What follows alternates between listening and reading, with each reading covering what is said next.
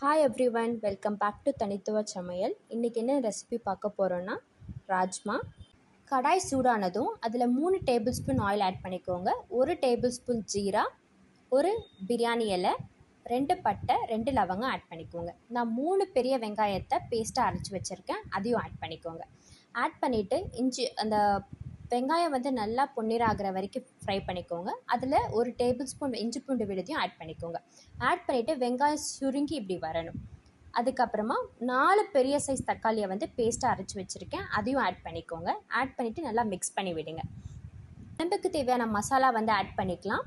1/2 teaspoon மஞ்சள்தூள், 2 பெரிய table spoon மிளகாத்தூள், 2 பெரிய டேபிள் ஸ்பூன் மல்லித்தூள், கலருக்காக காஷ்மீர் மிளகாத்தூள் எடுத்திருக்கேன் 1 டீஸ்பூன். அதே மாதிரி 1 டீஸ்பூன் சீரகத்தூள், 1 டீஸ்பூன் கரம் மசாலா எடுத்திருக்கேன். தேவையான அளவு உப்பும் ஆட் பண்ணிவிட்டு நல்லா மிக்ஸ் பண்ணி விடுங்க. 2 டம்ளர் ஆட் பண்ணியிருக்கேன். உங்களுக்கு தேவையான அளவு நீங்கள் ஆட் பண்ணிக்கலாம்.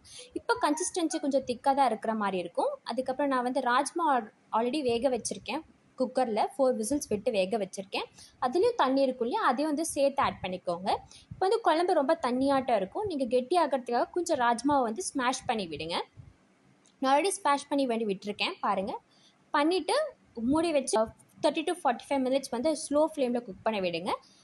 ராஜ்மாவோட கன்சிஸ்டன்சி நல்லா வந்திருக்கு, குழம்பும் திக்காக இருக்குது. இப்போ மல்லி இலையை தூவி இறக்கிடலாம். தேங்க்யூ ஃபார் வாட்சிங்.